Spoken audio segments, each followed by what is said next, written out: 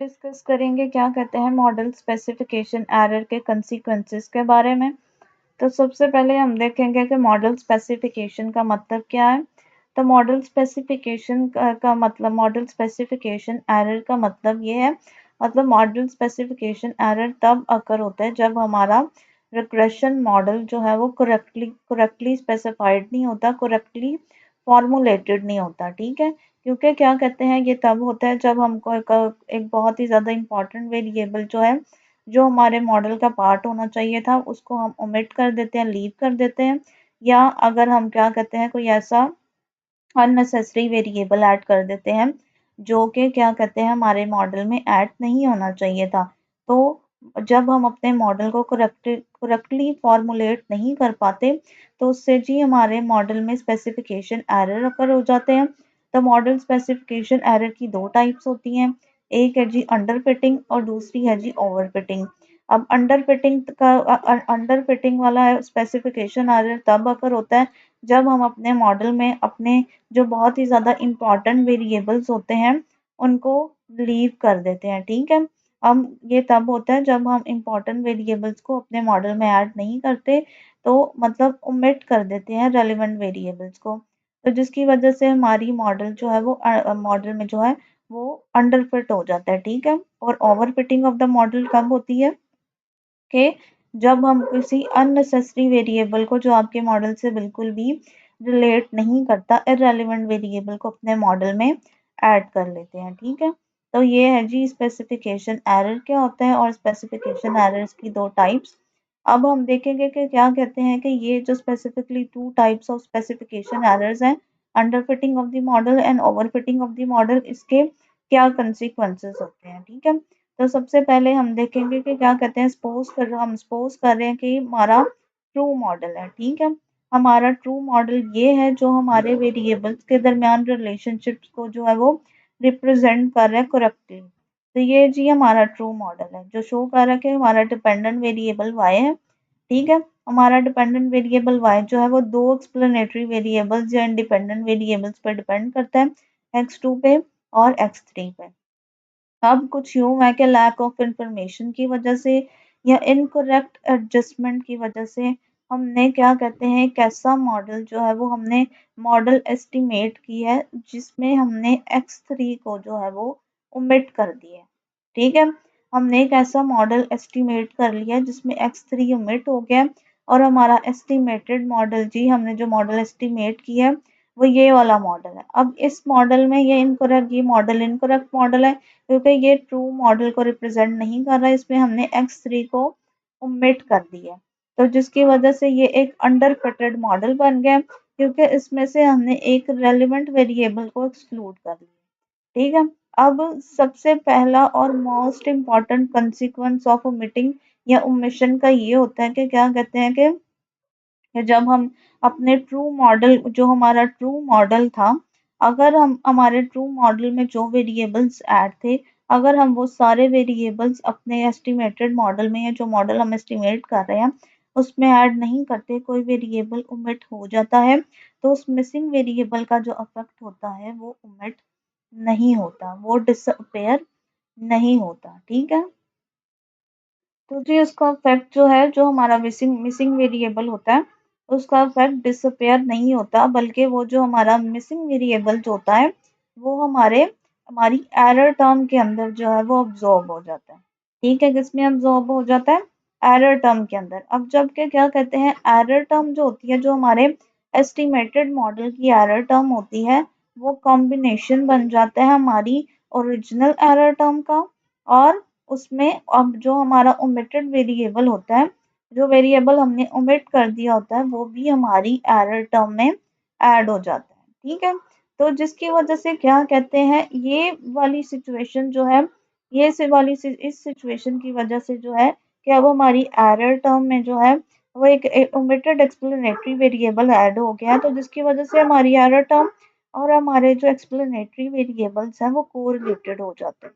ठीक है, लेकिन हमारी क्लास जिसकी वजह से हमारे क्लासिकल रिग्रेशन मॉडल की एक बड़ी ही की अजम्पशन वायलेट हो जाती है, जो कहती है कि हमारी एरर टर्म और हमारे एक्सप्लेनेटरी वेरिएबल्स जो होते हैं एक्सप्लेनेटरी वेरिएबल जो है वो अनकोरिलेटेड होने चाहिए, मतलब उनके दरमियान कोरिलेशन नहीं होनी चाहिए। तो इस कोरिलेशन की वजह से जो है वो क्या होता है, अब इस अजम्पशन की वायलेशन की वजह से जो है कि हमने जो अपने एरर एक बड़ा ही इम्पोर्टेंट वेरिएबल था जिसको हमने ओमिट कर दिया, तो इसके बहुत ज़्यादा आपके मॉडल की एफिशिएंसी पे, आपके एस्टीमेट पे अफेक्ट आते हैं। अब इस ओमिशन ऑफ द वेरिएबल के, ये अंडर फिटेड मॉडल के क्या कंसिक्वेंसेस होते हैं, अब हम इसको देखेंगे। क्योंकि हमारी क्लासिकल लीनियर रिग्रेशन मॉडल की एक अजम्पशन वायलेट हो गई है कि हमारे एक्सप्लेनेटरी वेरिएबल जो है वो अब एरर टर्म के साथ कोरिलेट कर रहे हैं, क्योंकि हमने एक इम्पॉर्टेंट वेरिएबल को ओमिट कर दिया। अब इस वायलेशन की वजह से जो है वो हमारे एस्टिमेटेड कोफिशिएंट्स जो होंगे वो बाइस्ड हो जाएंगे और अनकंसिस्टेंट हो जाएंगे। कि हम जो x2 को जब एस्टिमेट करेंगे तो x2 का जो कोफिशिएंट होगा वो बाइस्ड हो जाएगा और वो इनकंसिस्टेंट हो जाएगा।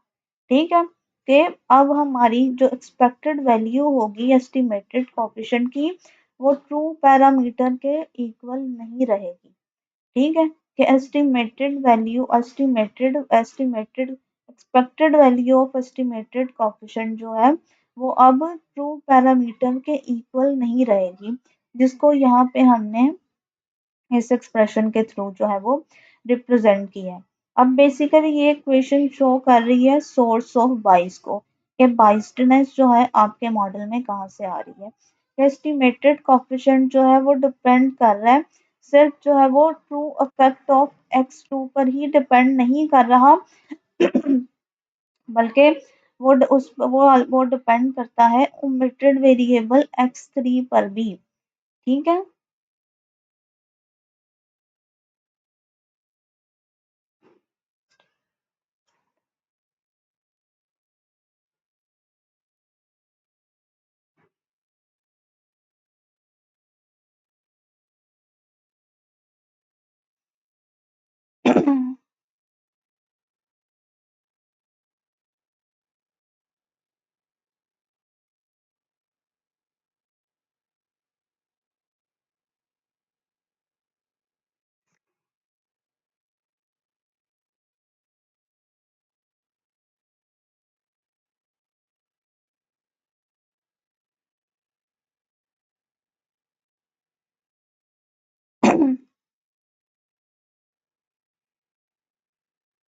तो जी ये वाली जो इक्वेशन है ये क्लियरली शो कर रही है कि आपके मॉडल में बाइसनेस जो है वो किस तरह से आ रही है। अब जो हमारा एस्टिमेटेड कोफिशिएंट जो है बीटा टू, वो सिर्फ जो है वो ट्रू इफेक्ट ऑफ x2 पर ही डिपेंड नहीं कर रहा, बल्कि ये डिपेंड कर रहा है हमारे ओमिटेड वेरिएबल x3 पर भी, और x2 और x3 के दरमियान रिलेशनशिप पर भी।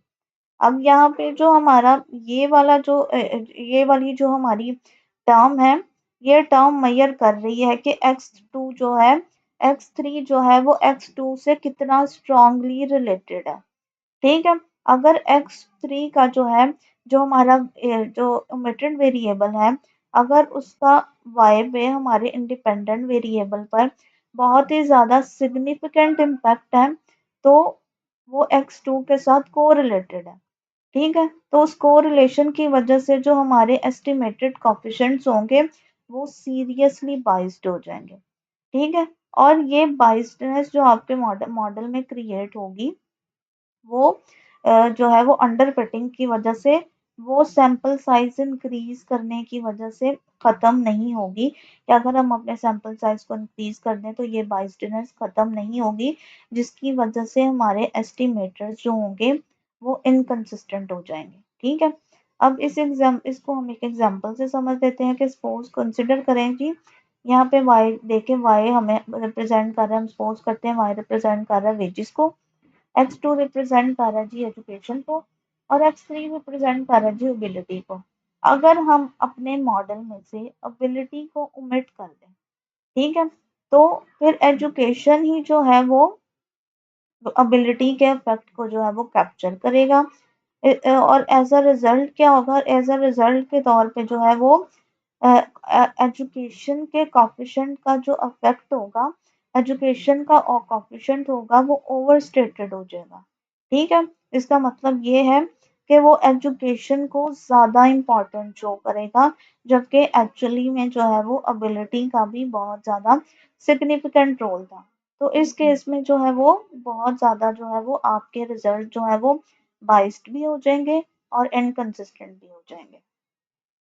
अब हम क्या कहते हैं इसी क्या कहते हैं अंडर फिटेड मॉडल के कई अंडर फिटेड मॉडल को ही देख रहे हैं, लेकिन इसमें हम एक स्पेशल केस देख लेते हैं जिसमें हम कह रहे हैं कि x3 जो है वो हमारा ओमिटेड वेरिएबल है, लेकिन एक स्पेशल केस में जो जी हमारे जो वेरिएबल x2 जो है वो x3 के साथ जो है वो कोरिलेट नहीं करता। ठीक है, तो इस सिचुएशन में क्या होगा, इस सिचुएशन में जो हमारा स्लोप कोफिशिएंट होगा ना x2 का, ठीक है, स्लोप कोफिशिएंट जो होगा x2 का वो चाहे अनबाइस्ड रहेगा। ठीक है, और हमारा जो ओमिटेड वेरिएबल है x3 वो x2 को इन्फ्लुएंस नहीं करेगा। लेकिन अगर वेरिएबल्स के दरमियान कोरिलेशन एग्जिस्ट नहीं कर रही तो इसका मतलब ये नहीं है कि हमारा मॉडल करेक्ट है। ठीक है, इसका मतलब ये बिल्कुल नहीं है कि हमारा मॉडल करेक्ट है, क्योंकि इंटरसेप्ट टर्म जो होगी वो स्टिल अनबाइस्ड ही रहेगी। और सबसे ज़्यादा इम्पोर्टेंट बात कि जो हमारे एस्टिमेटर्स की जो वेरिएंस है वो भी करेक्टली एस्टिमेट नहीं हो पाएंगी, वेरिएंस की एस्टिमेशन भी जो है वो रॉन्ग होगी। तो इस स्पेशल केस में भी जो है वो अगर हमारा ओमिटेड वेरिएबल जो एरर टर्म का पार्ट है और हमारा एक्सप्लेनेटरी वेरिएबल अगर कोरिलेटेड नहीं भी है फिर भी हमारा मॉडल जो होगा वो मिस स्पेसिफाइड ही होगा। ठीक है, अब हम इसके थर्ड कॉन्सिक्वेंस की तरफ मूव करते हैं। इसका एक और इम्पॉर्टेंट कॉन्सिक्वेंस ये है कि जब हमारी क्या कहते हैं अजम्पशन वायलेट होती है, हमारा मॉडल अंडरफिट होता है, हम एक इम्पॉर्टेंट वेरिएबल को अपने मॉडल में ऐड नहीं करते, तो उससे क्या होता है, उससे हमारी जो एरर टर्म की जो वेरिएंस होती है उसकी भी इनकरेक्ट एस्टिमेशन होती है। ठीक है, कि हमारी एरर टर्म की वेरिएंस भी जो है वो इनकरेक्टली एस्टिमेट होती है, वो भी रॉन्गली एस्टिमेट होती है। क्यों? क्योंकि जो हमारा ओमिटेड वेरिएबल होता है वो तो हमारी एरर टर्म का पार्ट बन जाता है। ठीक है, जिसकी वजह से हमारी एरर टर्म की वेरिएबिलिटी या स्प्रेड जो होता है वो बढ़ जाता है। अब हमारा मॉडल जो है वो इस चीज को प्रॉपरली अकाउंट ही नहीं कर पा रहा, तो जिसकी वजह से जो है वो हमारी डिस्टर्बेंस टर्म की जो वेरिएंस के एस्टिमेट्स होंगे वो इनकरेक्ट होंगे, वो करेक्ट नहीं होंगे।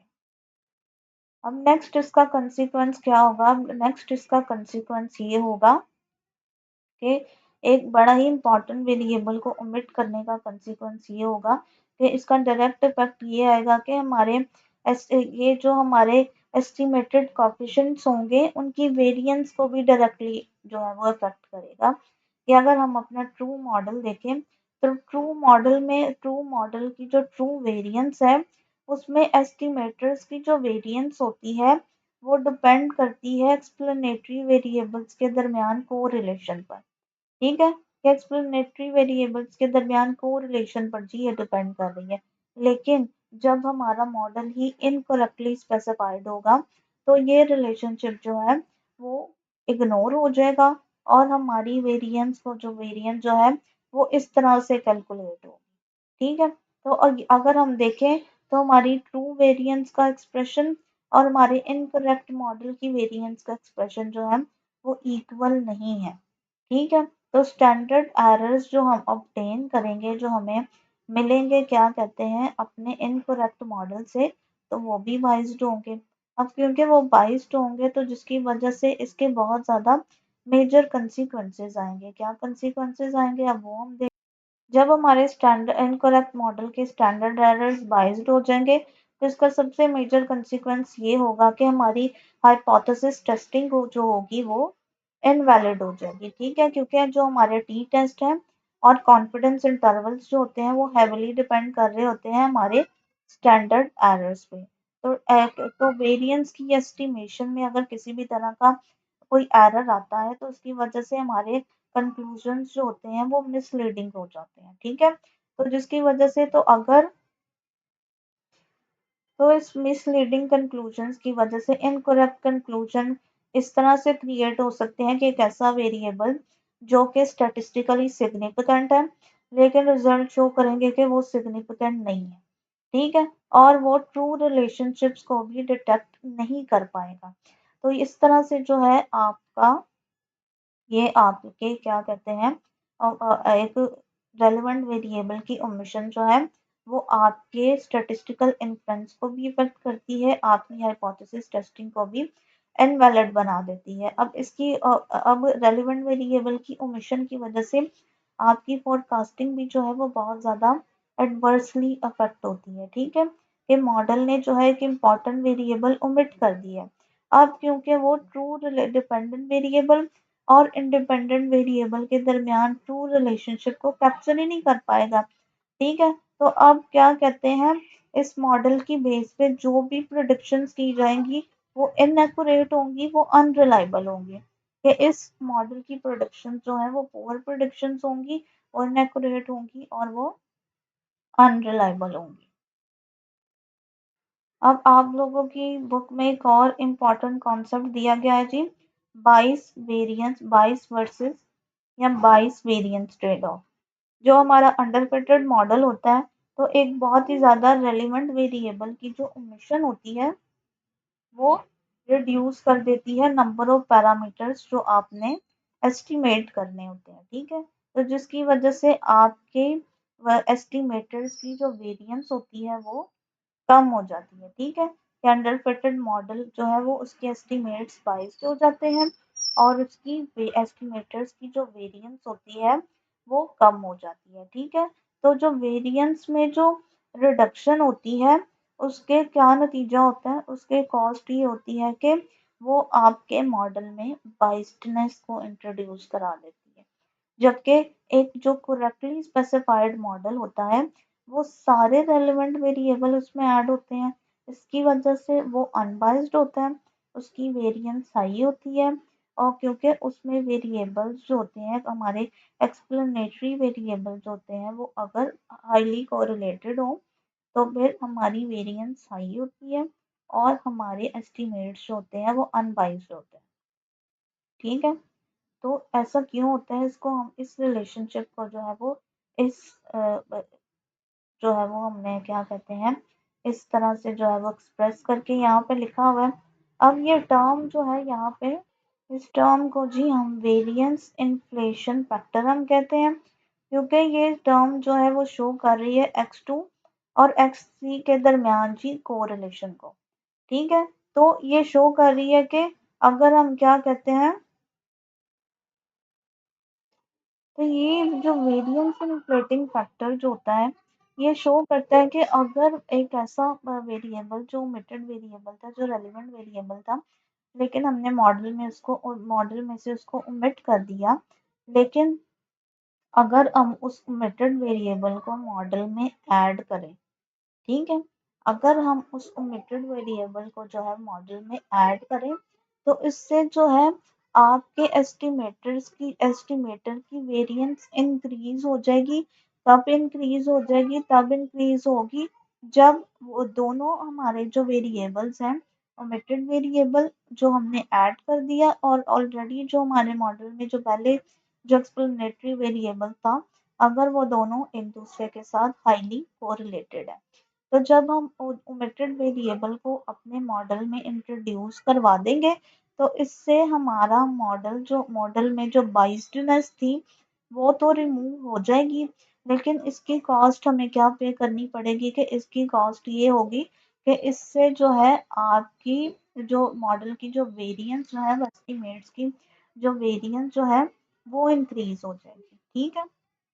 तो ये था जी क्या कहते हैं हमने अंडर फिटेड मॉडल के कंसीक्वेंसेस को जो है वो डिटेल से देख लिया। अब हम ओवर फिटेड मॉडल के क्या कंसीक्वेंसेस होते हैं उसको हम डिटेल से देखेंगे। अब ओवर फिटेड मॉडल का क्या मतलब है, ओवर फिटेड मॉडल का मतलब यही है कि जब हम एक इररेलेवेंट वेरिएबल को जो है अपने मॉडल में ऐड कर देते हैं तो जी वो वाला हमारा मॉडल जो है वो ओवर फिटेड हो जाता है।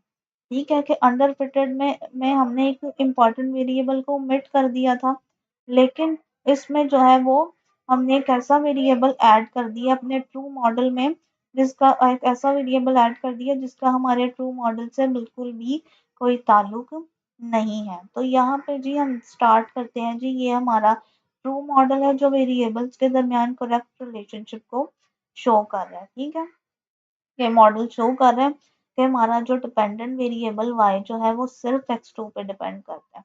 ठीक है, लेकिन हमने जो हमारा ओवर फिटेड मॉडल है, जो हमारे हमने इनकरेक्टली एस्टिमेट कर लिया है एक मॉडल, जिसमें हमने एक एडिशनल वेरिएबल ऐड कर दिया है x3। ठीक है, जबकि रियल वर्ल्ड में जो है इसका जो है रियल लाइफ में इसका y पे किसी भी तरह का कोई इफेक्ट नहीं है।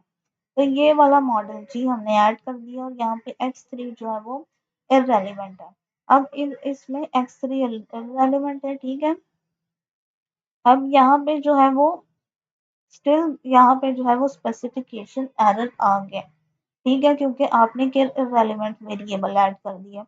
लेकिन अब इसके जो कंसिक्वेंसेस होंगे वो हमारे अंडर फिटेड मॉडल से टोटली डिफरेंट होंगे। अब सबसे पहला कंसिक्वेंस होगा इसका कि जो आपने एक इररेलेवेंट मॉडल अपने जो है वो इररेलेवेंट वेरिएबल जो है अपने मॉडल में जो ऐड कर दिया, तो इररेलेवेंट वेरिएबल जो है वो रेलेवेंट वेरिएबल जो है वो आपके मॉडल में बाइस्डनेस को इंट्रोड्यूस नहीं करवाएगा कि हमारी जो एक्सपेक्टेड वैल्यू जो है एस्टिमेटेड कोफिशिएंट्स की वो इक्वल रहेगी हमारी ट्रू वैल्यूज के, जिसको हमने इस तरह से लिखा है।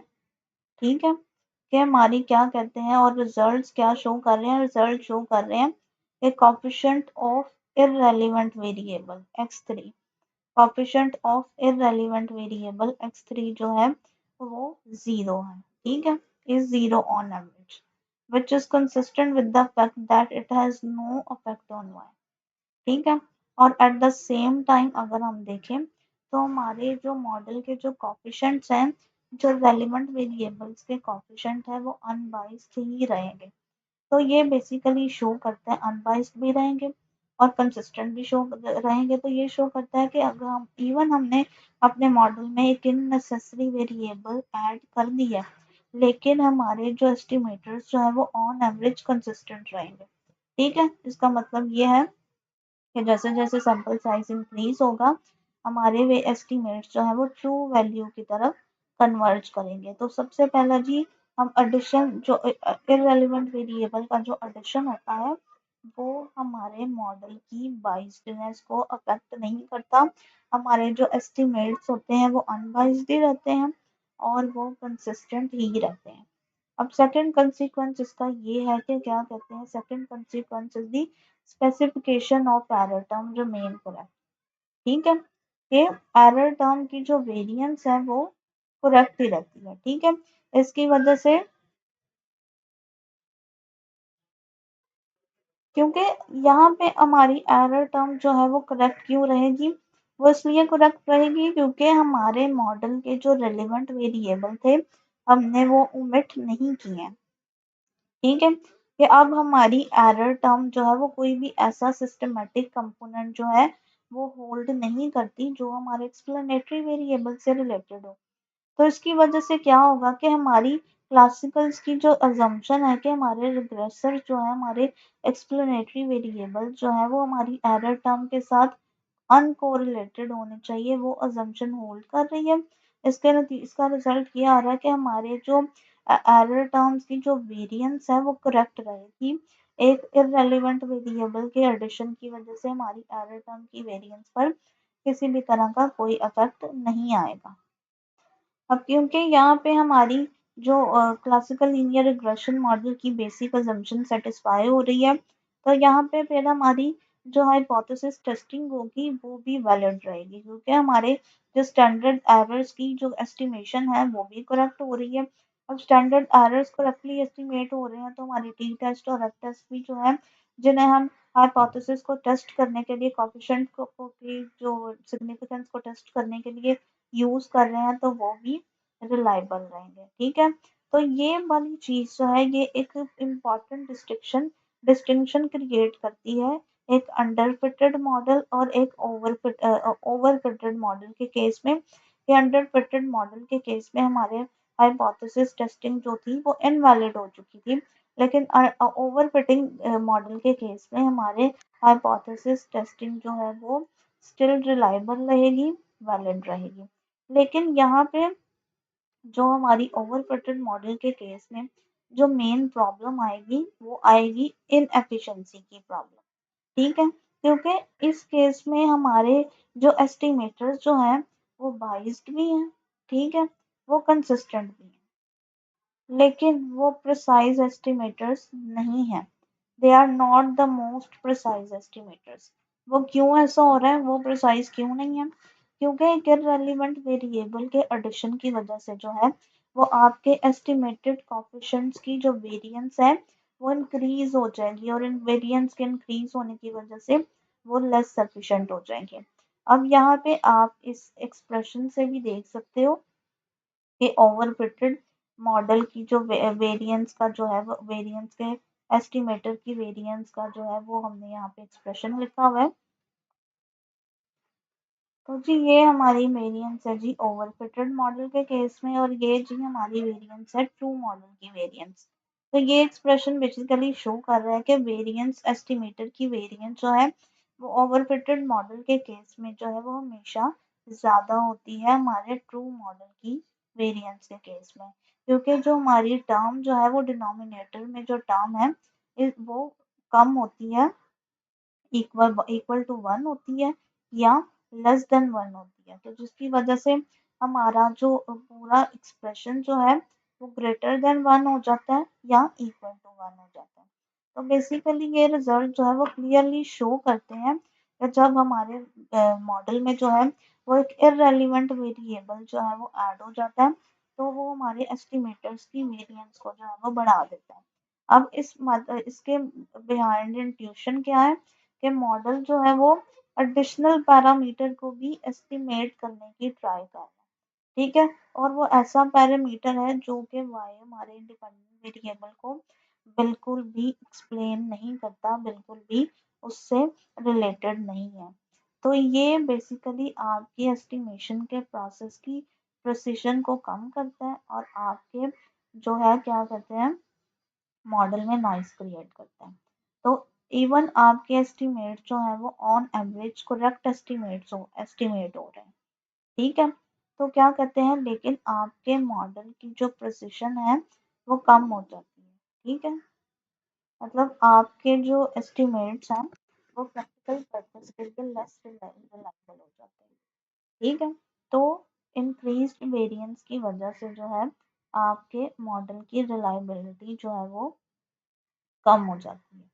तो जब आप क्या क्या कहते हैं तो ओवर फिटेड मॉडल के केस में क्या होता है कि आपके एस्टिमेट्स भी अनबाइस्ड रहते हैं, कंसिस्टेंट रहते हैं, आपके एरर टर्म की जो वेरिएंस होती हैं वो भी करेक्ट रहती हैं, हाइपोथेसिस टेस्टिंग भी वैलिड रहती है, लेकिन आपके जो एस्टिमेट्स होते हैं वो प्रिसाइज नहीं रहते हैं, ठीक है, वो रिलायबल नहीं रहते, आपके मॉडल में इनएफिशिएंसी का प्रॉब्लम जो है वो क्रिएट हो जाता है। तो ये थे जी आपके अंडर फिटेड मॉडल और ओवर फिटेड मॉडल या मॉडल स्पेसिफिकेशन एरर्स के जो है वो क्या कंसिक्वेंसेस होते हैं। आई होप आप लोगों को ये अच्छे तरीके से समझ आ गई।